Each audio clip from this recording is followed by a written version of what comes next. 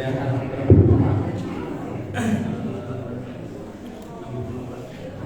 Halaman 42.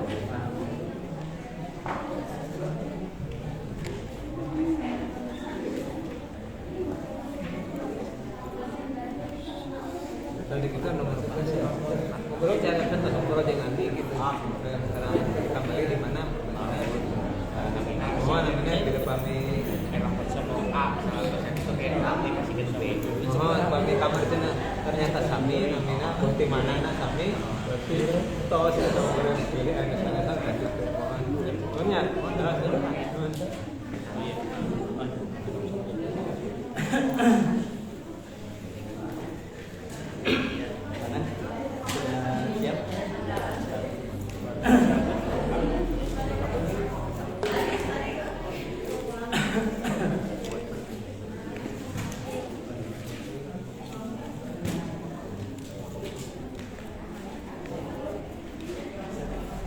Ayat 2 ayat minum ayat botol.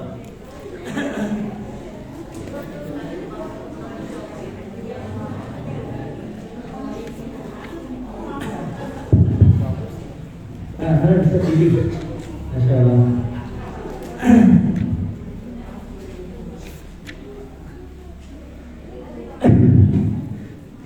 Apa namanya?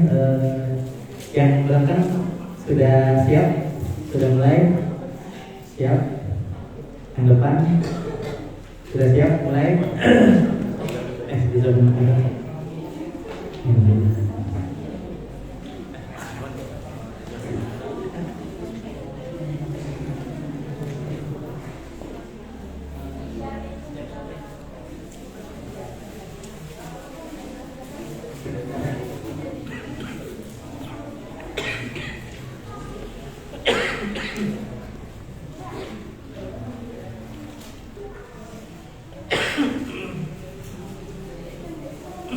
Halaman 62.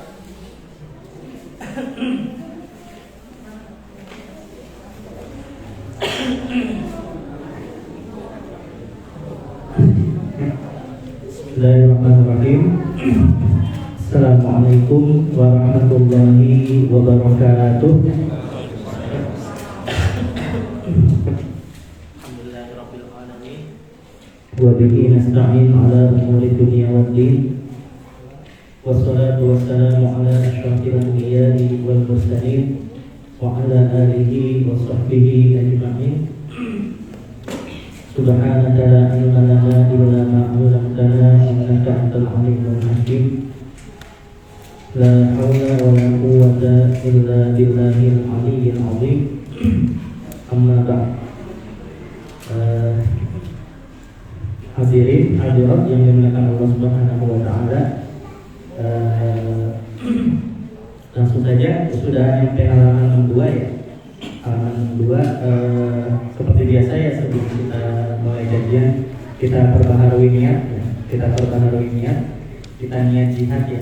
Kan kata Rasulullah, man faraja fi talabil ilmi fa huwa fi sabilillah hatta yarji'. Oh, sini banyak peserta kiat ya.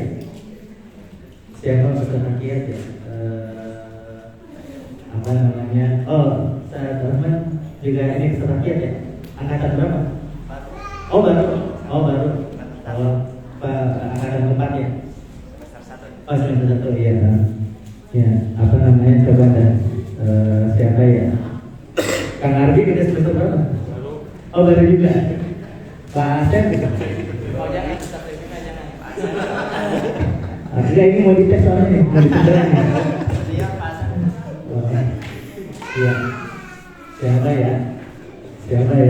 Ya udah deh, pada nunduk nih. Ya udah. Bunyinya gimana? Man faraja Fi talabil ilmi fa huwa fi sabilillahi hatta yarji'. Ya, namanya di jalan Allah ya pasti jihad ya. Namanya menuntut ilmu kan kita Rasulullah jihad. Ya kalau jihad seharusnya panas-panasan, ya keringetan, berkorban harta, berkorban waktu, ya membuang semua rasa malas, bahkan mempertaruhkan nyawa. Nah ini kita sekarang lagi jihad kan? Lagi jihadnya seperti itu. Ya kita mulai Pak. Bu, halaman 62 ya. 62 paling atas ya. Kata Imam Ibnu Abi Sofar, sebuah buku lebih aku cintai daripada emas seberat buku tersebut. Ya, ini kata Imam Ibnu Abi Sofar. Ya, Ibnu Abi Sofar. Jadi perlu diketahui Bu, ini segini ini rata-rata standar buku ya 300 halaman kayak gini, ini setengah kilo. Ya, setengah kilo. Setengah kilo 500 gram ya. Ya, berarti kalau Anda kan diemasin ya 500 juta, setengah miliar ya. Setengah miliar dan harga buku ketika itu, harga buku zaman dulu perlu diketahui kaidahnya gini nih. Kalau nggak salah itu harga buku sama harga emas itu 1/10. Zaman dulu harga buku ya itu 1/10 harga emas dengan berat yang sama. Makanya tatkala Khalifah Harun Ar-Rasyid bilang, siapa yang menulis ulang menyalin. Barang siapa yang menyalin atau mengarang buku, maka saya akan kasih seberat bukunya emas. Nah, ini 1/10 kali lipat. Jadi simpulannya Pak, dulu itu harga buku mahal. Jadi kalau Anda yang ini tadi berapa? Setengah kilo ya. Itu kalau harganya zaman dulu bisa 50 juta Pak buku. Harga buku zaman dulu mahal, tapi kita bahas memiliki buku.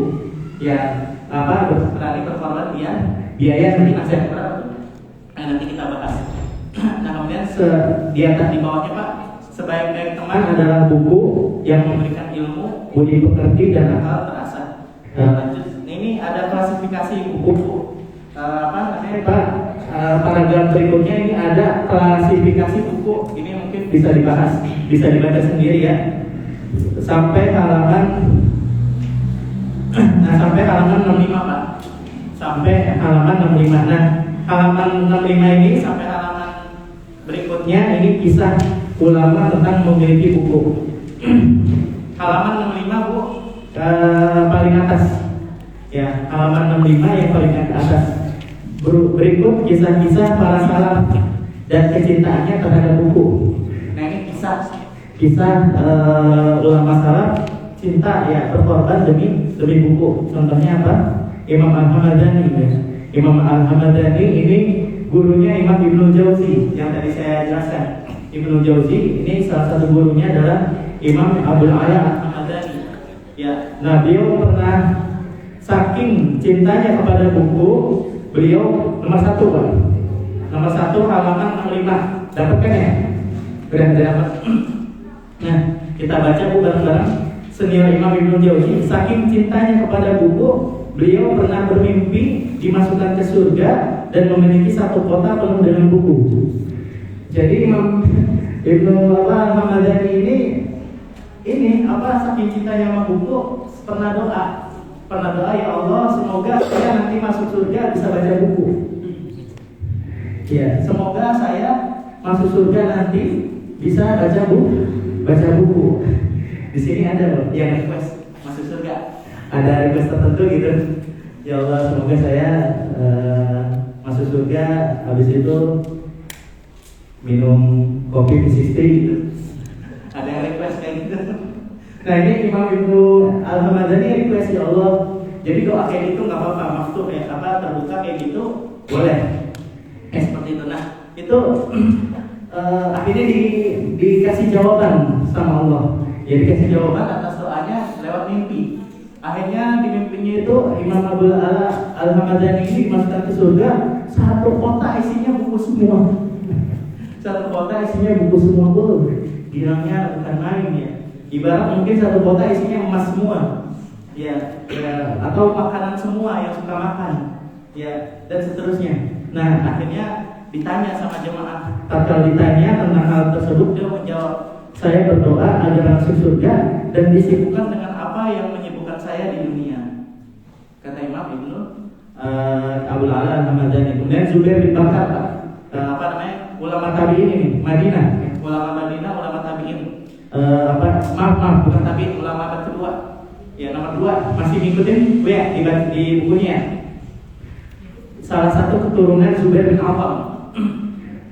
Itu beliau saking sibuknya kita baca aja ya. Saking sibuknya beliau dengan buku dan ilmu, istri beliau pernah berkata, ya, lebih baik saya dimadu dengan 3 wanita sekaligus daripada berhadapan dengan buku-buku pamanku. Jadi gini Pak, Zubair bin Bakar ya punya keponakan. Zubair bin Bakar punya keponakan wanita ya. Keponakan wanitanya ini ngobrol ke istrinya Zubair bin Bakar. Ya, keponakannya bilang, Bi, enak ya jadi istrinya Om. Masya Allah, Om itu orangnya setia ya, nggak pernah poligami. Ya namanya orang Arab zaman dulu kan minimal 3. Ya. Apalagi zaman sekarang pun sama. Akhirnya dipuji ya. Keponakannya Zubair bin Bakar memuji omnya di hadapan istrinya Zubair bin Bakar. Enak ya Om, setia, nggak poligami. Suami saya udah poligami gitu. Langsung kata istrinya Zubair bin Bakar, lebih baik saya dimadu 3 kali daripada menghadapi kitab-kitab pamanmu. Ya ini nggak begini juga sih ya. Tapi ya gimana lagi semuanya sama-sama ibadah gitu. Ya suaminya ibadah, ya istrinya ibadah juga, ibadah sabar. Ya. Ibadah sabar. Artinya ya mungkin kalau istrinya cinta ilmu juga mungkin selaras gitu. Ya mungkin seperti itu. Allah a'lam bishawab. Yang penting Profesor Syekh Abdul Fattah Abu Zudah mengkomen kisah ini sangat panjang ya. Soalnya kisah ini sangat unik sih ya. Nah kemudian lanjut nomor 3. Nah ini nomor 3 lebih lucu lagi. Ceritanya gini ya, kita baca aja ya. Imam Abu Zur'ah al-Iraqi, anak dari Imam yang saya ceritakan saja ya, nanti dibaca sendiri. Jadi Imam Waliuddin al-Iraqi dulu pernah naik kendaraan. Nggak tahu yang saya tulis apakah sesuai dengan yang saya hafal. Maksudnya yang versi panjangnya. Kadang-kadang kisah-kisah yang saya tulis di sini saya ringkas. Nah versi panjangnya, jadi Imam Waliuddin al-Iraqi, anak dari Imam Iraqi Zainuddin, anaknya namanya Waliuddin. Suatu ketika naik kendaraan.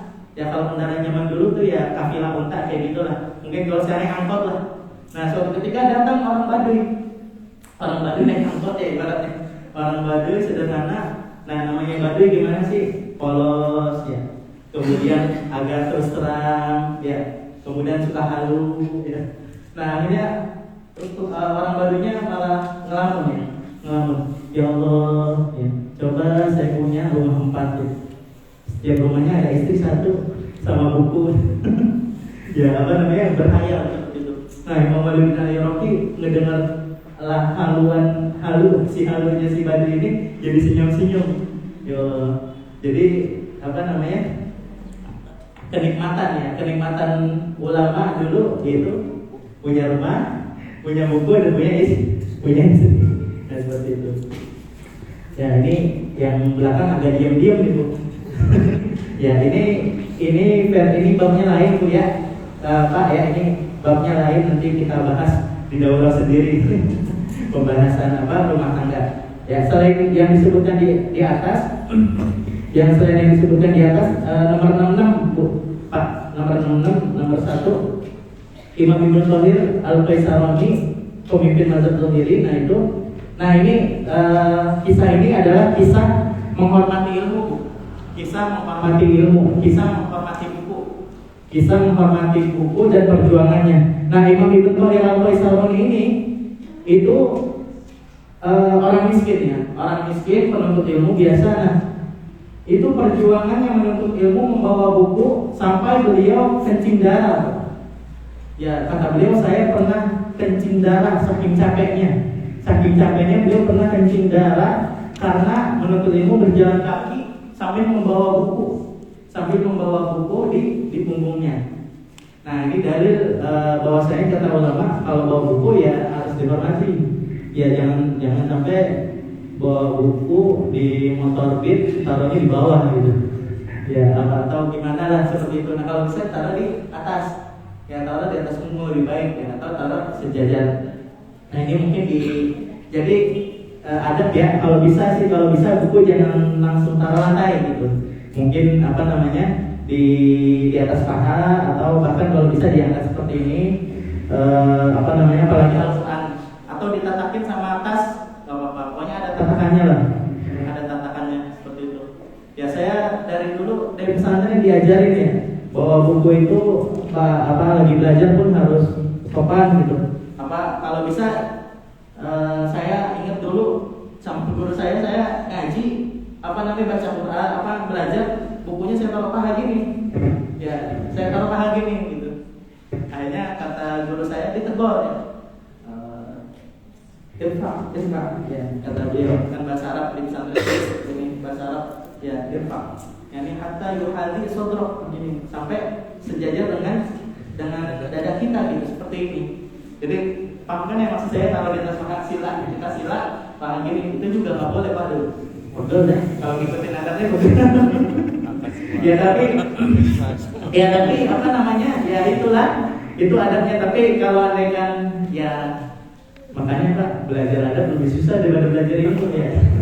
Kata ulama dulu, kata Imam Sufyan Ats-Tsauri, tradisi kita, ini kata Imam Sufyan Ats-Tsauri, tradisi kita itu kalau orang mau belajar ilmu hadis itu kudu training dulu, riyadhah, kudu training dulu adab dan ibadah 20 tahun. Habis itu baru bisa ngaji ya. Masya Allah, benerin adab dulu. Makanya kata Ustaz Budi Azhari, ya itu belajar adab lebih lama daripada belajar ilmu. Karena kudu dilatih setiap hari. Ya seperti itu. Kita lanjut. Ya kalau ditegur langsung saya ingat banget ya. Karena ditegur langsung sama guru. Lanjut. Nasihat nomor 69 Pak.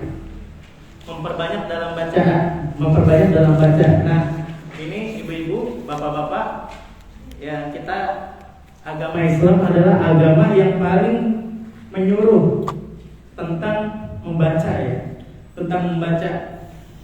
Ya, wahyu pertama adalah membaca. Nah, kemudian bawahnya orang yang bisa membaca tapi malas ya. Membaca sama seperti orang buta. Nah, bapak-bapak, ibu-ibu, ini nasihat guru kami, ulama nasional ya, Kiai Haji Syukron Ma'mun, Profesor Kiai Haji Syukron Ma'mun, ya gurunya Kiai Ma'ruf Amin. Udah sepuh 70 tahun ya, hampir 80 tahun. Nah ini punya guru yang masih hidup. Ya, salah satunya yaitu guru saya juga, Kiai Haji Syukron Ma'mun ya, ulama nasional. Nah ini satu-satunya kiai ya yang pernah marahin Presiden Jokowi di Istana Negara ya. Satu-satunya kiai ya, lagian siapa yang mau marahin Kiai Syukron Ma'mun gitu, maksudnya nggak ada yang berani ya. Kiai Ma'ruf Aminnya aja, wakilnya aja muridnya Kiai Syukron Ma'mun ya. Seperti itu ya. Beliau masih hidup ya, sekarang umur beliau 83 tahun ya. 83 tahun, tapi kalau ceramah masih 2 jam, 1 jam ya, dan ini masih nggak pakai kursi roda ya, masih tegak ya. Itu makannya masih daging kambing, sate kambing, masih duren, wah sehat banget ya. Seperti itu, teriak-teriak ya, kalau ceramah teriak-teriak. Nah itu Kiai Syukron Ma'mun ya, guru senior Kiai Syukri, Abdullah Syukri yang udah meninggal tuh. Guru-guru Gontor, Kiai Gontor itu ada kelasnya Kiai Syukron Ma'mun. Nah beliau pernah menasihati santri, kata beliau apa? Orang yang bisa membaca tapi malas membaca itu seperti orang buta ya orang buta yang mungkin berangan-angan untuk bisa membaca. Nah kita udah melek tapi nggak mau membaca. Jadi apa Bu? Orang yang malas membaca sama seperti orang buta. Nah, terus ada nasihat juga dari seorang ulama, yang mahal dari buku bukan harganya, tapi membacanya. Ya. Bu, paham ya Bu ya? Pak, yang mahal dari buku sebenarnya bukan harganya. Ya harganya mah berapa sih? Apalagi ini gratis lagi. Ya, gratis dibagi-bagi sama Ustaz Fajar, Masya Allah, baik banget Ustaz Fajar. Ya, ayah juga nih, sedekahnya rekan-rekan kita dari MIMS. Nah, harganya berapa? Paling 100.000. 100.000 itu ya 3 kali beli martabak paling. Ya, udah habis ya. Udah ya, beli bakso paling 5 kali ya sama minumnya. Nah, apa? Ya sedikit lah. Enggak mahal harga buku itu. Ya makanya kata Imam Ibnu Qayyim apa? Saya jelaskan di jalan sana apa?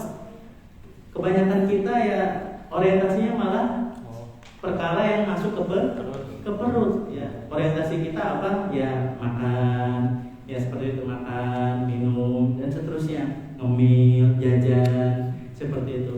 Ya orientasi kita lebih ke perut ya. Ya ada kalau apa ngajak teman, traktir teman habis 200.000 ya biasa. Ya biasa. Nah, kalau beli buku ya 80.000 wah. Aduh, mahalan ya. Kemahalan. Kalau beli kopi ya di kedai ya Masya Allah, apalagi kalau apa menunya pakai bahasa Inggris ya. Kalau menunya pakai bahasa bingung saya, pakai bahasa Inggris jadi lebih mahal. Es teh 5.000. Kalau iced tea 15.000. Apa namanya? Kalau di restoran ya, kalau apa telur dadar misalnya, kalau di warteg telur dadar, ya telur dadar misalnya, atau telur orang arik ya. Kalau dia berapa misalnya 7.000 ya. Nah kalau di restoran scramble egg, ya. Jadinya 50.000. Bingung gitu. Ya kalau yang gitu-gitu langsung diupload ya. Bangga kita, bangga gitu, bangga. Kalau beli buku, ya Allah, ya mikir-mikir ya, bahkan ditawar juga itu. Ya seperti itu. Nah, jadi yang mahal dari buku itu sebenarnya bukan harganya, tapi bacanya yang lebih mahal tuh. Ya Allah, kalau kita baca, wah itu membuka dunia kita, membuka wawasan kita, membuka kearifan kita. Makanya kata Imam Ibnu Qayyim apa? Barang siapa yang orientasinya sesuatu yang masuk buku, ini kasar ya, kasar rasanya Imam Ibnu Qayyim ini. Barang siapa yang orientasinya, kepentingannya, obsesinya kepada yang sesuatu yang masuk ke buku, yang masuk ke perut, maka harga dirinya sama dengan yang keluar dari perut. Ya, barang siapa yang orientasinya masuk ke otak dan masuk ke hati, sesuatu yang masuk ke otak, buku, ilmu yang masuk ke hati, ibadah, ya maka dia harga dirinya sama kayak di langit, yaitu para malaikat, ya seperti itu. Ya apa namanya? Nanti kita lihat biayanya nanti di halaman berapa ya. Cukuplah membaca. Ini kayaknya saya jangan terlalu ini ya.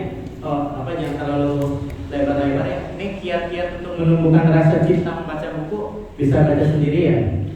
Bisa baca sendiri. Nah kemudian kisah-kisah semangat para ulama dalam membaca buku. Nah ini Bu, kisah-kisah para ulama dalam membaca buku. Kata Imam Ibnu Jauzi, nama pertama halaman berapa ya? 71. Halaman 71 Imam Ibnu Jauzi, seumur hidup saya telah membaca lebih dari 20.000 jilid buku. Ya, dan sekarang saya masih tetap belajar. Jadi angkanya masih bertambah. 20.000 jilid buku. 20.000 jilid buku. Saya selama 7 tahun ini, ya 7 tahun terakhir ya, atau 8 tahun terakhir lah di Madinah, Ustaz Hafid, saya beli buku itu habis 180 juta. Ya 180 juta habis buat beli buku selama 8 tahun di Madinah. Ya mungkin persen 200 lah, mungkin hampir 200 juta. Itu 200 juta cuma dapat sekitar saya udah rekap tuh, cuman 5.000 jilid. Cuman 5.000 jilid, itu pun harga sekarang bukan harga dulu kan. Hanya 5.000 jilid. Sekitar 1.500 judul. 1.500 judul, 5.000 jilid, sekitar 200 juta. Nah, itu cuman dapat ya, itu cuman dapat ya 10 rak lah. 10 rak lah. 10 rak lah. Ya, 10 rak kalau raknya rak kecil. Bukan rak yang perpustakaan ini. Ini nih, dia yang lihat kitabnya nih. 60% lah. 60% di SIG kitab saya. Nah, tadi berapa jilid? 5.000 ya. 5.000. Nah ini 20.000 jilid guys. 20.000 jilid itu satu perpustakaan. Ya satu perpustakaan. Ya itu dibaca. Nih 20.000 kalau satu jilidnya. Apalagi ini jilid zaman dulu. Jilid zaman dulu itu Pak, gede banget segini manuskrip. Oh nggak ada Ustaz Judi ya. Kalau ada Ustaz Judi pernah nggak? Di Indonesia jarang manuskrip sih. Manuskrip itu buku tulisan zaman dulu gitu. Peninggalan itu manuskrip itu gede Pak. Segini Pak. Manuskrip gede. Kemudian satu jilidnya zaman dulu itu kalau dijadiin buku sekarang itu mungkin jadi 4 jilid. Ya, jadi 4 jilid. Ini benar nggak satu jilid zaman dulu? Yaitu kalau ditahqiq, kalau dicetak itu jadi 4 jilid sekarang. Katakan jadi 80.000 jilid. Nah, katakan satu jilidnya itu berapa halaman kalau kita parah? 500 lah. 500 kali 80.000. 500 kali 80.000 4 juta ya. Ya, 4 juta halaman, Pak. Ya, 4 juta halaman. Imam Ibnu Jauzi yang nasihatnya udah sering kita dengar, yang ceramahnya, nasihatnya, ilmunya yang udah kita dengar. Berkata Imam Ibnu Jauzi menasehati, Imam Ibnu Jauzi berfatwa, itu ternyata memang di balik layarnya beliau telah membaca 4 juta halaman. Ya, 4 juta halaman. Ya, nanti kalau ada yang iseng boleh dihitung harinya gitu. Berapa hari beliau membaca? Kalau andaikan dihitung dengan jumlah hari, beliau umurnya 80 tahun. Katakan dibagi 80 tahun, 80 dikali pakai tahun Hijriah ya, 3.350. Katakan 350 lah diratain. Soalnya tahun Hijriah kan 355 ya. 355 sampai 354. Ya intinya kalau ada yang iseng boleh dibagi ya. Dibagi 4 juta dibagi jumlah hari. Nah, kemudian nomor 2 Pak, Muhammad bin Hazm. Ini unik nih Pak. Muhammad bin Jaham unik. Salah satu kita baca, salah satu ulama qiraat, kalau dia ngantuk di selain jam tidur, ya bukan malam hari dia ngantuk. Akhirnya beliau mengambil sebuah buku kumpulan nasihat dan akhlak dan membacanya. Dengan seketika beliau kembali segar dan sangat bahagia. Jadi kalau ngantuk obatnya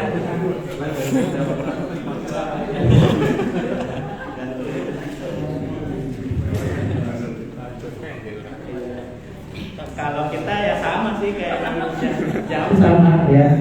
Ya kalau malaman ambil buku langsung tidur. Ambil buku ya. Lagi ngantuk sama-sama ya lagi ngantuk ngambil buku gitu. Ya lanjut. Nah Syekh Ali Tantawi ya. Syekh Ali Tantawi nomor 3. Syekh Ali Tantawi ini ulama modern Pak. Ya alhamdulillah guru-guru kami masih banyak yang murid beliau. Saya ini sih nggak pernah ketemu beliau langsung. Udah meninggal tahun 23 tahun yang lalu. 25 tahun yang lalu udah meninggal ya. Jadi kalau pas beliau meninggal ya mungkin anak saya dan angkatan saya yang di sini mungkin baru umur 5 tahunan gitu. Nah, tapi guru-guru saya banyak yang murid beliau. Jadi sanad saya ke beliau banyak dari beberapa jalur. Syekh Ali Tantawi bilang ulama internasional asal Damaskus pernah bercerita, kita baca bareng-bareng. Bercerita tentang sejarah hidup pribadi beliau dalam membaca. Saya hari ini dan kemarin sama seperti saya di waktu kecil, menghabiskan waktu sepanjang hari di rumah untuk membaca. Terkadang sehari saya membaca 300 halaman. Dari tahun 1340 Hijriah sampai tahun ini 1404, selama 62 tahun, rata-rata bacaan saya 100 halaman per hari. Ya, silahkan dihitung berapa hari. Kemudian kalikan 100. Kalian akan tahu berapa halaman yang saya baca selama ini. Saya membaca semua disiplin ilmu sampai ilmu umum eksak pun saya baca. Ya. Ini ulama beneran, ulama internasional ya. Pernah ke Indonesia, langsung bikin novel ya, dikeroyak. Ya, dikeroyak pakai bahasa Arab tapi. Nah, lanjut. Kayaknya cukup lah ya. Nah, ini boleh lanjut Pak. Halaman 72 nomor 2 paling bawah. Nomor 2 paling bawah. Ini guru saya soalnya sih. Ya Profesor Abdul Bari Al-Ansori. Syekh Abdul Bari Al-Ansori udah nggak ngajar S1 ya, ngajarnya S2 S3. Kalau ngajar S1 mungkin Ustaz Hafid diajarkan.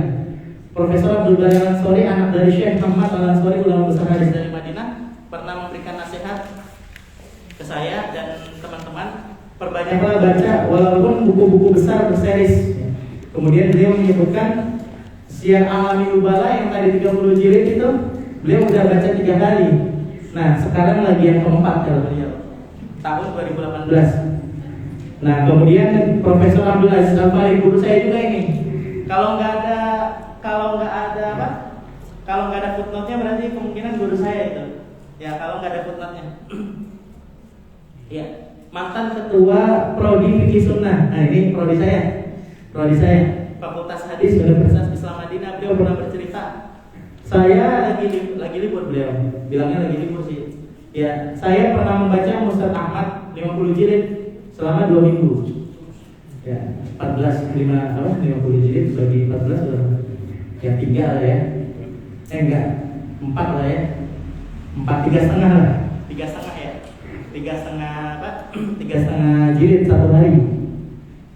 Ya Musnad Ahmad ya satu jilidnya bisa 600 halaman. Ya 600 satu hari. 3,5 jilid ya. 3,5 jilid kali 600 ya. Lihat kali 600 berarti ya 2000 lah. 2000 halaman lah. Ya, satu hari 2000 halaman beliau lagi libur. Ya, lagi libur. Aduh, ini semua jadi Pak, semua kisah yang disebutkan di sini sebenarnya cukup ya menampar kita, Pak. Ya cukup bikin kita nggak pede gitu. Karena ini kisahnya tuh Pak, ini guru saya ya. Maksudnya masih abad sekarang ya. Tahu TikTok ya, tahu YouTube ya. Ya ini guru-guru saya tahu Facebook dan seterusnya. Nah ini sama Dr. Abdullah bin Shalih Al-Ubaid, guru saya juga ini. Ini yang tadi saya bilang, beliau talaki Quran, ya qiraat hafiz, ya hafal 30 juz dari 10 guru, dan kalau dari gabungan semua qiraat berapa? Lebih dari 100 guru. Nah beliau bilang, perbanyaklah membaca buku-buku kumpulan asar, ya yang mencakup perkataan dan perbuatan salaf ya. Bahkan kitab Musannaf Ibn Abi Syaibah ya 25 jilid pun saya katakan beberapa kali di hadapan guru. Ya, bayangkan Pak, kitab 25 jilid itu baru Musannaf Ibn Abi Syaibah Pak. Ini usaha kitab terbesar. Jadi barang siapa yang mengaku tahu pekerjaan salaf, perkataan salaf bagaimana ya, mau tahu pekerjaan dan perkataan salaf bagaimana ya, salah satunya baca ini Musannaf Ibn Abi Syaibah. Ya ini kitabnya isinya ya perkataan dan pekerjaan salaf. Jadi bukan hadis Nabi, bukan sahabat dan setelahnya. Ini 25 jilid, guru saya ini Syekh Abdullah Lubat baca Musannaf Ibn Abi Syaibah di hadapan gurunya berkali-kali. Ya, jadi di hadapan guru, bukan baca sendiri. Di hadapan gurunya hatam, talaki yang tadi saya bilang. Waduh, jadi Pak, sebenarnya dunia penuntut ilmu ini udah kayak dongeng Pak bagi kita Pak. Soalnya jarang sekali terjadi seperti itu. Ya udah kebayang udah. Ini masih hidup Pak, orangnya Pak. Klik aja, tulis aja Abdullah bin Shalih Al-Ubaid pakai bahasa Arab di YouTube normal. Nah itu kemudian kisah-kisah ulama tetap membaca ketika berjalan nih. Wah ini tadi yang saya jelaskan ya, Ustaz Irman dan naik motor. Nah ini seharusnya Ustaz Irman saya tulis di sini. Ustaz Irman. Ustaz Irman mana ini? Dia online nggak di ini? Nggak apa-apa, lihat aja di YouTube nanti siaran ulangnya. Nah kisah-kisah ulama tetap membaca ketika Ketika berjalan. Ya, Imam Khayyat ya. Ini kita baca bareng ya. Nomor 1 Imam Khayyat.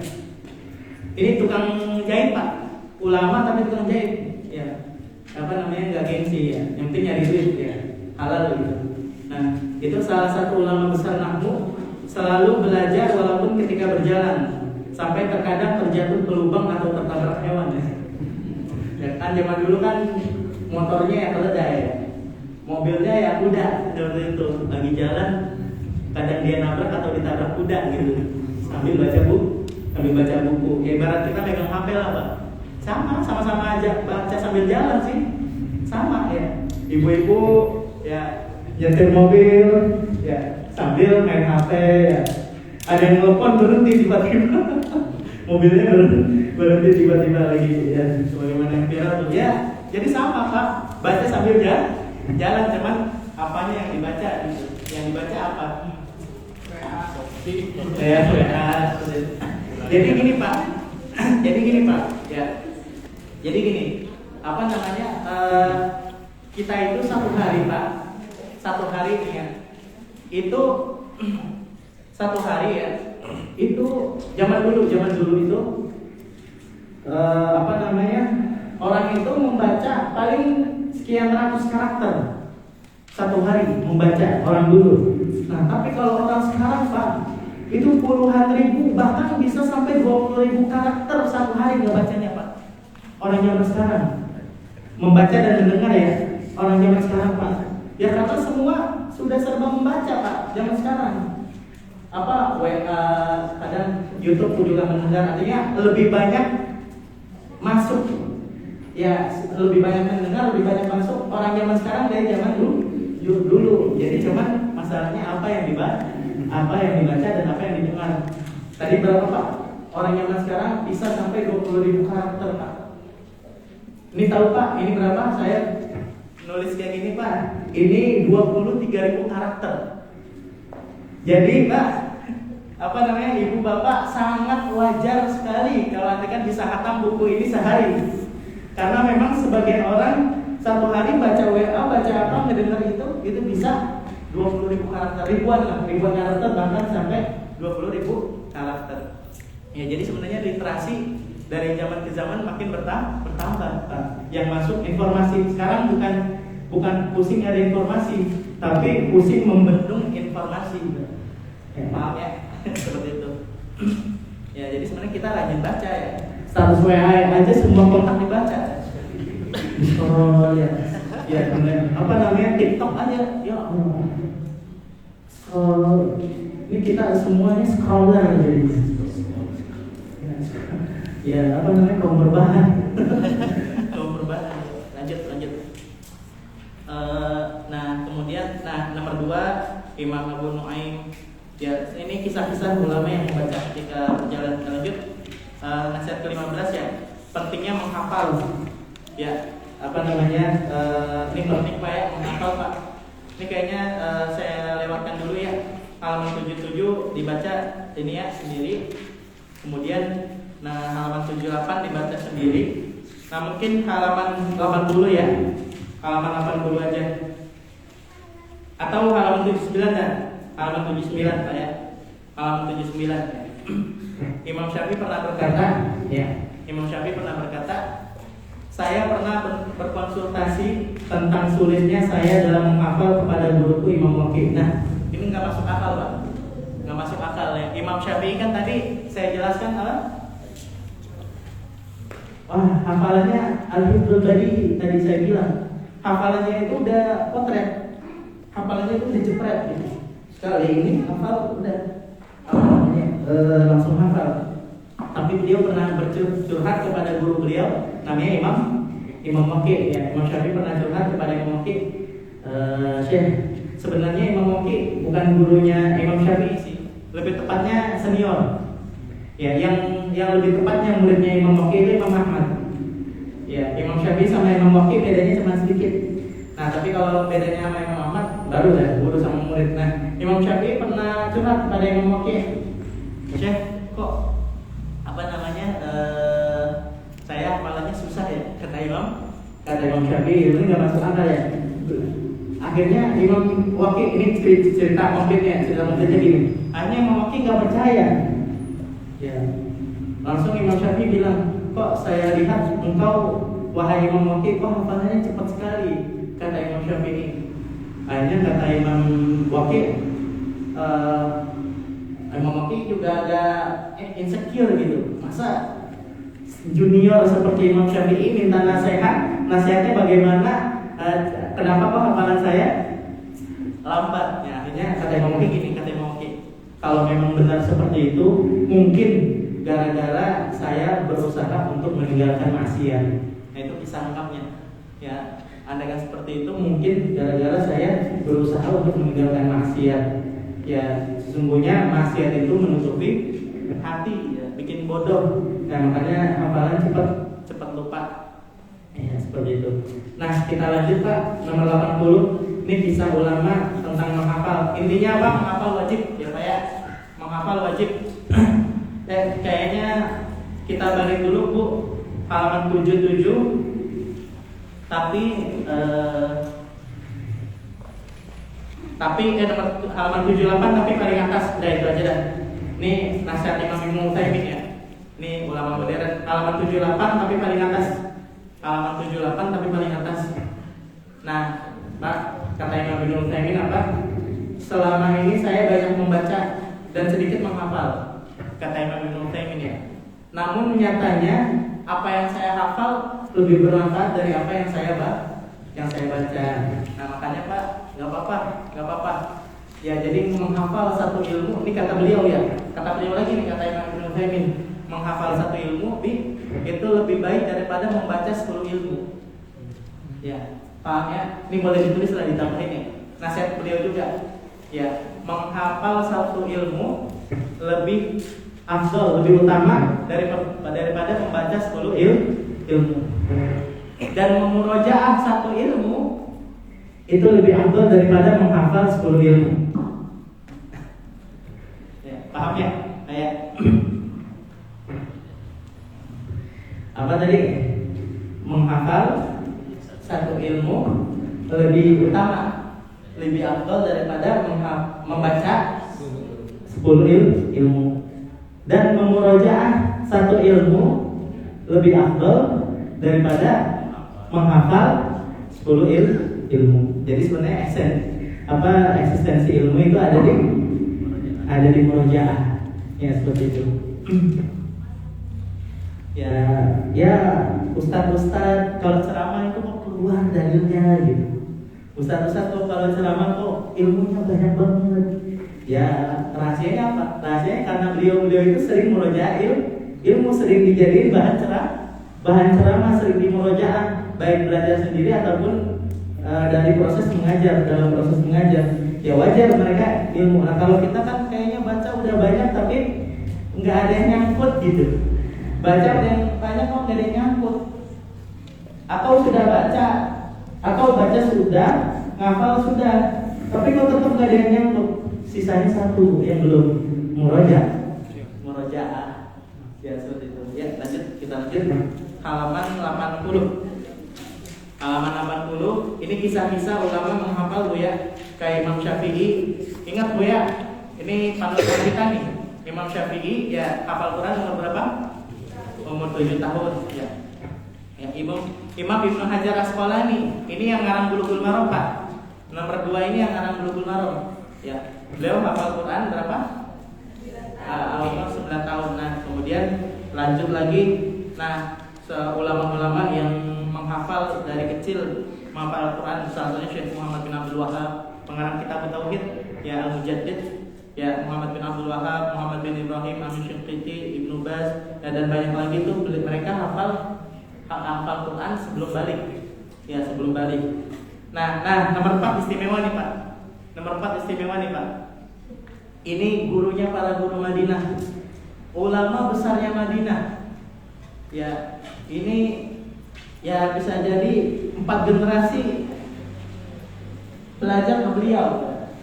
Jadi mulai dari eyang buyutnya, ya ini beliau udah pensiun dari mengajar Masjid Nabawi, yang penting umurnya udah 80 tahun lebih. Nah, ngajar di Masjid Nabawi dari muda, maksudnya dari gak terkenal udah ngajar gitu. Udah ngajar di Masjid Nabawi. Makanya dari zaman buyut ya kakek, anak sampai cucu itu udah ngajar belajar ke beliau. Ya artinya dari zaman Raja Abdul Aziz itu penduduk Madinah sudah belajar ke beliau dari beliau semenjak masih muda. Nah itu beliau ternyata Pak, ini gurunya para guru. Ini bapaknya Syekh Abdul Razak ini. Ya, bapaknya Syekh Abdul Razak Al-Badr ya, yaitu Syekh Abdul Muhsin Al-Badr Al-Abbad. Ya, alhamdulillah ya, yang masih bisa belajar dengan beliau. Nah, itu ternyata beliau nggak hafal Quran. Ya, nggak hafal Quran dari kecil. Hafal Qurannya ya model-model anak kuliah zaman sekarang, artinya menghafal Quran ya nggak sempet karena SKS-nya banyak. Waktu sempat menghafal Quran masuk ke rumah tahfidz nggak sempet khatam dan terus gitu. Nah, tapi yang penting ya menurut Syekh Abdul Muhsin Abbad yang penting prosesnya. Yang penting bacanya, yang penting murojaahnya. Jangan sampai sehari itu lepas dari Al-Quran. Ya lebih baik begitu Pak, daripada masuk rumah tahfidz misalnya hanya lewat doang. Ya Allah, numpang lewat, ngapal Quran gitu. 30 juz misalnya.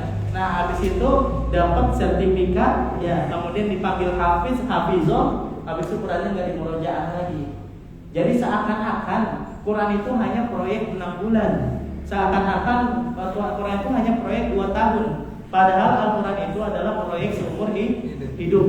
Ya, jangan pernah tanya kapan saya hatam Al-Quran. Ya, tapi tanyakan selalu apakah hari ini saya sudah baca Al-Quran. Itulah prosesnya. Yang penting proses. Ya. Nah, Syekh Abdul Muhsin Abbad ini ternyata ngapal Qurannya dikit. Yang penting dimurojaah. Nah, baru selesai itu tatkala beliau lebih umurnya 50 tahun. Ya, baru selesai. Nah, ini sebenarnya Pak, di dunia penghafalan Quran ya sudah sulit di atas 20 tahun tuh ngapal Quran sudah sulit.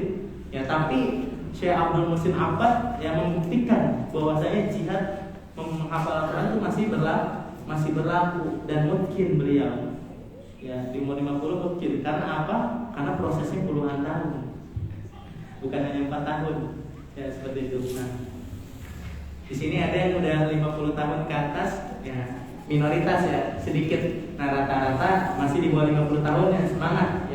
Bahkan tadi kata saya Imam Ibnul Jauzi umurnya 80 tahun masih talaki. Ya, lanjut. Sudah ini kayaknya dibaca sendiri ya. Kitab sudah lanjut ke murojaah ya. Lanjut ke murojaah. Ini bisa baca sendiri lah ya. 84 baca sendiri. Ya. Ini tadi saya bilang murojaah lebih berat daripada menghafal ya. Makanya waktunya tuh harus yang paling semangat. Ya, murojaah. Coba buka halaman 84 boleh lah. Ini perkataan Imam Zuhri ya. Imam Zuhri pernah menasihati, kata beliau apa? Bencana ilmu adalah lupa dan jarang dimurojaah. Ya, jadi ya percuma kalau belajar hanya untuk dilupakan. Ya jangan seperti filosofi cinta ya. Ilmu itu enggak seperti filosofi cinta. Ya berani bertemu, berani berpisah gitu. Enggak. Ya atau filosofi ya seperti itu, berani tapi menuntut ilmu itu filosofinya filosofi nikah ya. Ya jadi belajar menghafal itu filosofinya bukan filosofi pacaran ya. Ya tapi filosofinya filosofi nikah. Ilmu yang sudah kita hafalkan itu sudah seperti istri kita, sudah seperti suami kita yang kita akan jaga sampai akhir hayat. Ya, yang bisa memisahkan kita hanya mati. Seperti itu filosofi nikah. Ya, kalau ilmu itu Anda membaca sesuatu, ya maka jangan ditolak, jangan ditalak. Artinya dinafkahkan. Dinafkahkan apa? Yaitu dibaca. Semakin banyak Anda menafkahkan ilmu, ya semakin banyak Anda mengkhidmat, melayani ilmu, sebagaimana istri melayani suami atau sebagaimana suami menafkahkan istri, maka sebanyak itu pula ilmu akan memberikan berkah. Paham ya? Ilmu filosofinya filosofi nikah, seperti itu. Kalau nggak dikasih nafkah, kalau nggak dilayani, dia ngambek, minta tolak, minta cerai, akhirnya ilmunya hilang. Seperti itu ya. Ya berarti Ustaz Fajar istrinya udah berapa Ustaz? Ya nikahnya udah banyak ya. Nikahnya ilmunya udah banyak. Ya lanjut.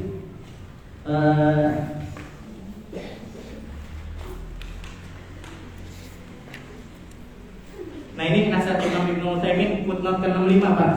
Footnote ke-65.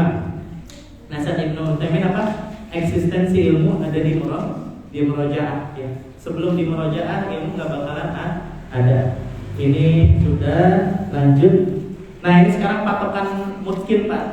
Halaman 86 ini khusus bagi santri ya.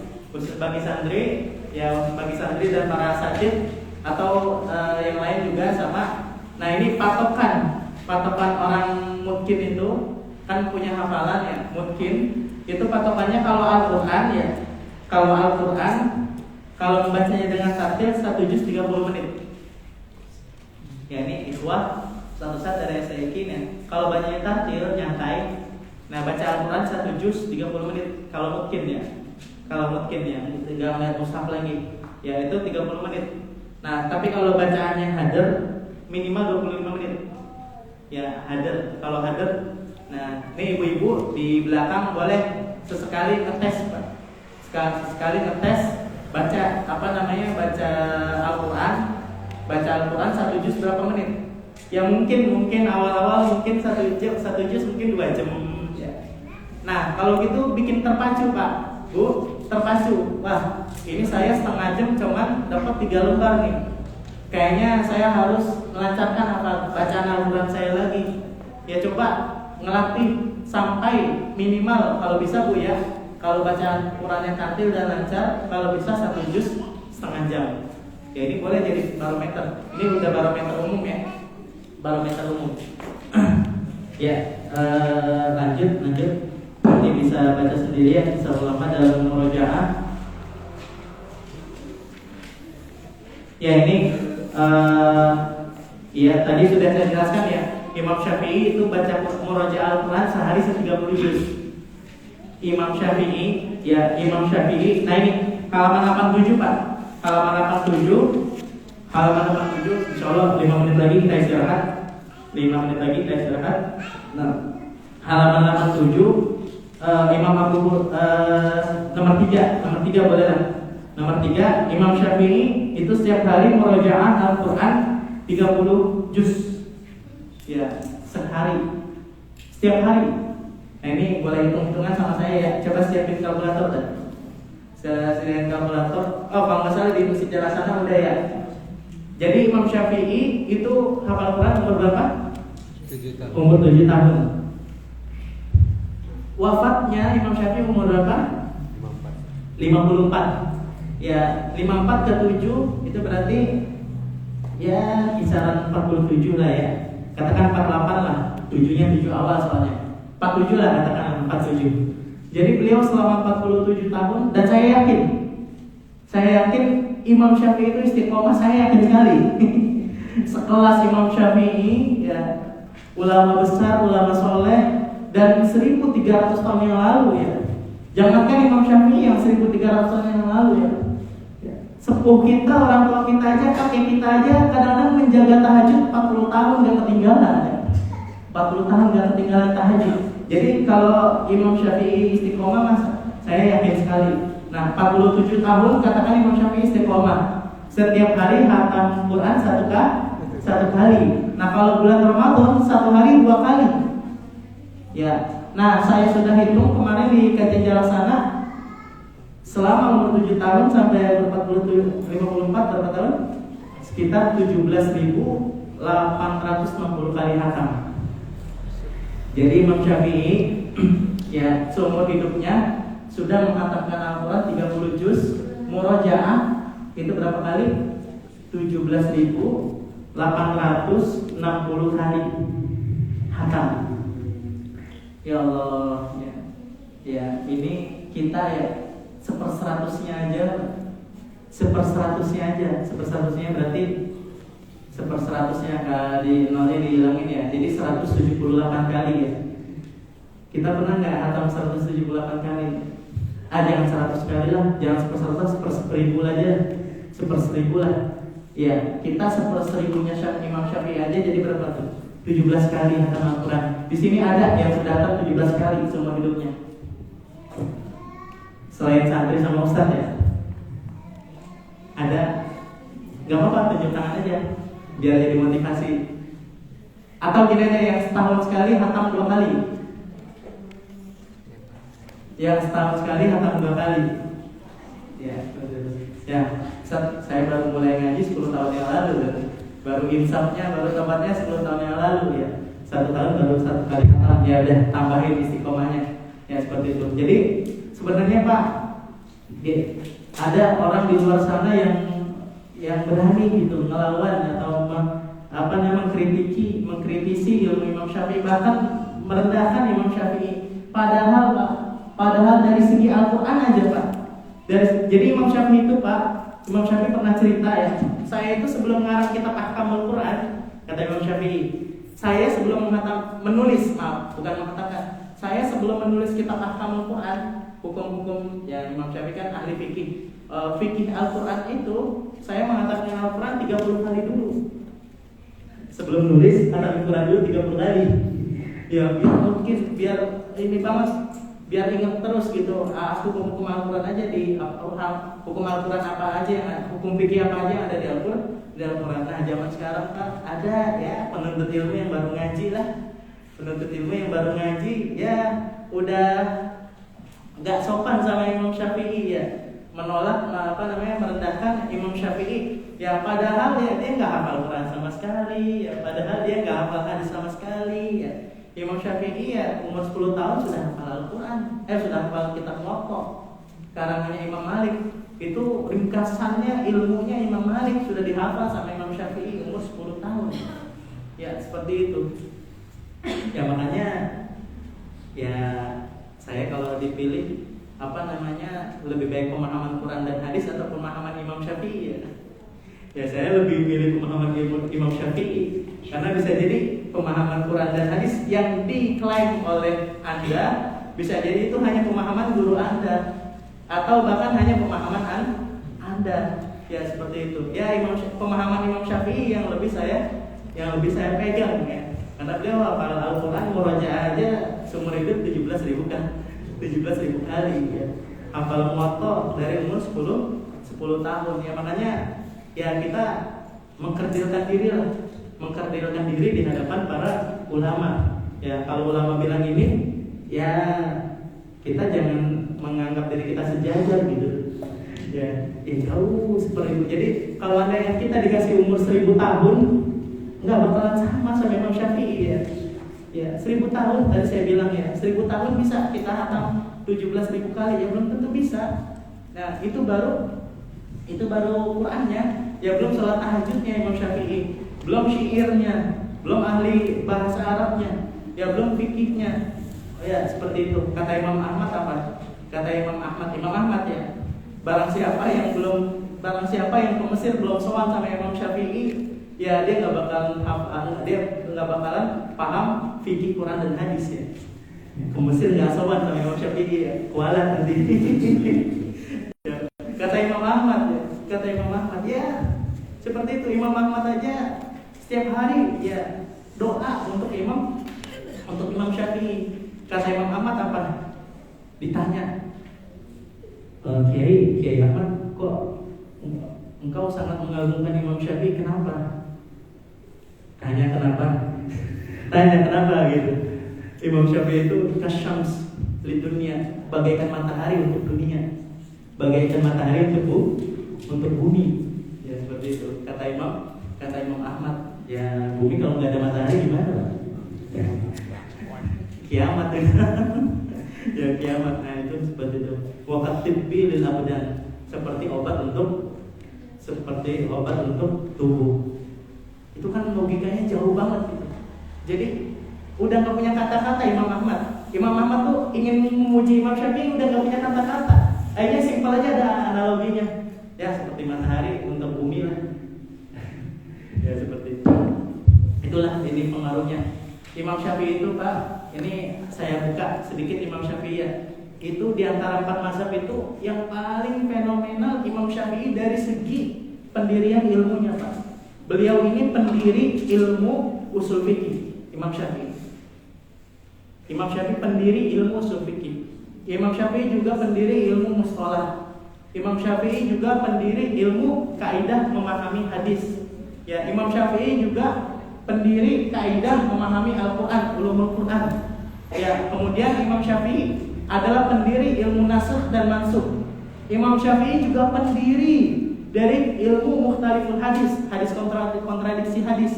Jadi Pak, kalau kita gabungin Pak, Imam Syafi'i itu ibarat gabungan dari James Watt, ya, pendiri penemu kincir angin, ya, pendiri mesin uap, digabungin sama penemu komputer misalnya Alan Turing, ya, misalnya digabungin sama Einstein, ya, dalam dunia fisika. Semua Nobel, ya, ilmu itu digabung jadi satu orang. Itulah Imam Syafi'i.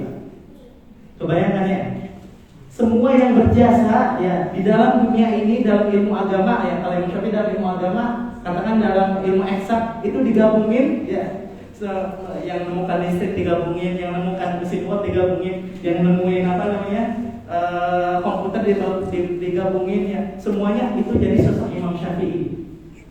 Ya, yang itu simpelnya Pak, simpelnya udah ya kayak gitu. Kalau andai kan dikasih Nobel Imam Syafi'i, dan kagak ada yang sanggup ngasih Nobel ke beliau, saking banyaknya penghargaan Nobel ya, seperti itu. Ya, lanjut. Ini sekarang halaman berapa sih? Halaman 87, ya. Banyak ulama salaf yang mampu memurojaah Al-Quran dalam sehari lebih dari 2 kali. Nah, contohnya Imam Syafi'i, ya, tadi. Ini udah. Ya, ini nomor 5 halaman 88, Pak. Nomor 5 halaman 88. Ini guru saya Pak di Madinah, ya. Guru saya di Madinah ada yang khatam Al-Quran 7 jam setengah, ya. Syekh Ahmad Thalib, ya. Syekh Ahmad siapa? Pak. Bukan Syekh Ahmad Thalib. Syekh Ahmad Thalib mah ini Masjid Imam Nabawi. Ahmad Diban, ya. Syekh Ahmad Diban ini terkenal, beliau sering menghatamkan Al-Quran 30 juz 7 jam setengah, dan seterusnya. Nah, sekarang ini Pak, halaman 88 nomor 1. Imam Ibnu Tabban mempelajari kitab Al-Mudawwanah, ya, 6 jilid itu 1000 kali khatam, Pak. Nah, ini contoh para ulama dulu tuh memurojaah satu kitab itu nggak bosen. Jadi udah bacanya banyak, terus satu buku pun dibaca berkali-kali. Nah, jadi murojaah itu penting, Pak. Tadi kata Imam Syekh Ibnu Taimiyah menghafal sekali satu ilmu lebih afdal daripada membaca 10 kali. Dan murojaah satu ilmu lebih afdal menghafal 10. Dan murojaah itu mencakup murojaah pemahaman, Pak, ya. Murojaah itu bukan hanya murojaah hafalan, tapi murojaah pemahaman. Ya, bayangin Pak, kitab Al-Mudawwanah. Al-Mudawwanah tuh kitab nomor 1-nya mazhab Malik. Kitab Al-Mudawwanah 6 jilid. Induknya mazhab Malik, induknya. Ibaratnya albumnya dalam mazhab Syafi'i itu albumnya. Nah, itu dibaca sama Imam Ibnu Tabban 1000 kali khatam. 6 jilid 1000 kali khatam. Ya, kita nggak nyampe ke Al-Mudawwanah, Al-Quran aja belum, ya. Al-Quran aja belum, ya. Bulughul Maram aja baru judulnya doang, ya. Riyadhus Shalihin aja cuman kutipan-kutipan doang. Kalau bisa belilah Riyadhus Shalihin, Bulughul Maram, beli, dibaca gitu. Ya sekali aja lah. Ya kalau 1000 kali nggak bisa, ya sekali aja. Ya malu sama buku ini, malu. Sama buku ini nih malu. Ya makanya buku ini nih buku bikin malu ini sebenarnya. Ya, buku bikin malu. Saya ingat nasihat guru saya, ya. Guru saya mah hafalannya banyak banget. Kata beliau apa? Saya setiap baca kitab Syekh Abdul Fattah Buddha, ini mirip kayak gini. Saya selalu malu gitu. Kata beliau. Ya gitu, karena ini menampakkan kehebatannya para ulama. Ya, kalau baca buku ini nggak pede makanya. Ya jadi malu. Insecure gitu. Ya, jadi kalau baca gini insecure jadinya. Ya, nomor 2. Nah, ini juga nih Pak, nomor 2, ya, nomor 2 Imam Nafisuddin Al-Alawi, ya, itu menghatamkan Sahih Bukhari 150 kali khatam, dan seterusnya, ya. Ya, lanjut. Coba sekarang halaman 91. Menulislah. Ini kayaknya loncatin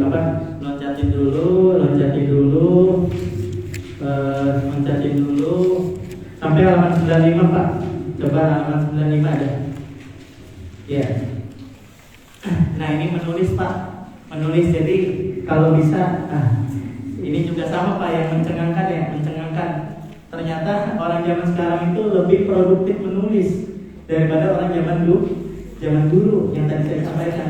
Cuman masalahnya menulisnya menulis apa gitu. Jujur Pak, itu tadi memang datanya luar biasa Pak. Ya menulis tuh Pak. Saya dulu lagi tahun 2011 ngajar. Nah salah satu murid saya orang tuanya profesor di umur 33. Nah jadi ya lumayan cepat lah, lebih cepat lah itu Pak. Profesor di umur 33, dokter S1, S2, S3 nya umur 29 udah dokter, umur 33 udah profesor. Nah beliau bilang karena curhat anak ketika itu anak masih 17 tahun ya ngajar pertama itu. Nah bilang Ustaz, saya beberapa waktu yang lalu baru pulang dari Chicago, kata beliau. Ngadain seminar tentang perbedaan peradaban zaman dulu ya, garis merah perbedaan peradaban zaman dulu sama zaman sekarang. Akhirnya ikut seminar itu ya internasional. Akhirnya pada ngebandingin Pak.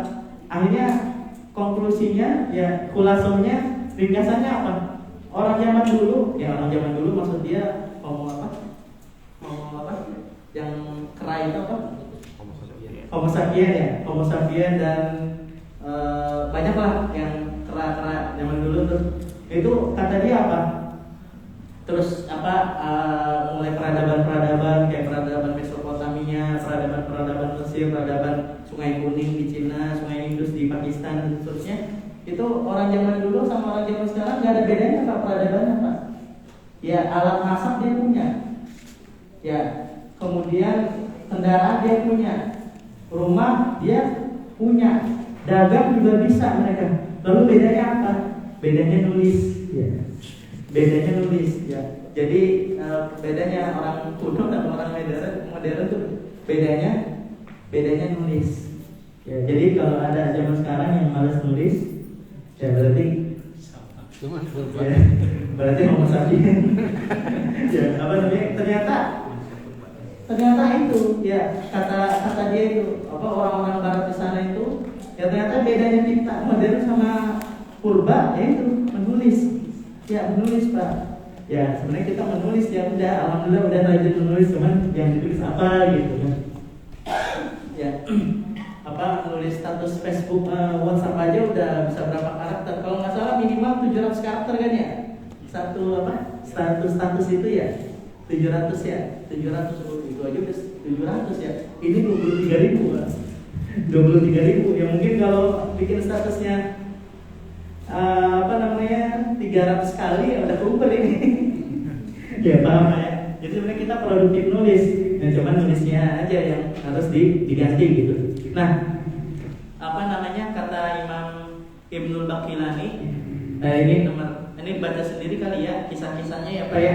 Halaman 95 dibaca sendiri. Nah, nomor 6 aja dah. Nomor 95, halaman 95, nomor 6 Pak. Halaman 90. Oh, maaf, ini udah jam 2 ya. Mungkin istirahat. Ya, kita istirahat sebentar, sekitar 10 menit ya. Habis itu kita lanjutkan sampai asar. Ya, kita istirahat. Kurang lebihnya mohon maaf. Assalamualaikum warahmatullahi wabarakatuh.